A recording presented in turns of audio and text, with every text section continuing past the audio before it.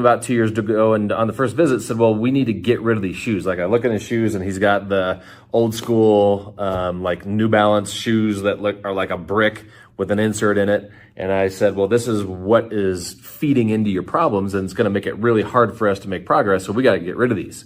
And he's like, wow, you're the first one that's ever said that. So after I educated him, and there wasn't really pushback, he was just surprised that I said that. And after he got off the table and walked, he's like, well, what you did now is more results than I've had in the last 5 years of dealing with podiatrists and old school PTs and all that kind of crap. So I'm going to trust you. So he bought right in on the first visit. Great patient, compliant, comes back for his second visit, literally with 4 different pairs of shoes. So I said, so here's what I want you to look at for your next pair of shoes.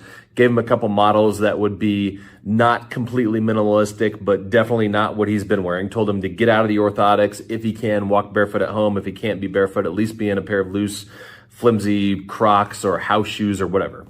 So he comes back for his second visit with literally 4 pairs of shoes that he bought from Shields.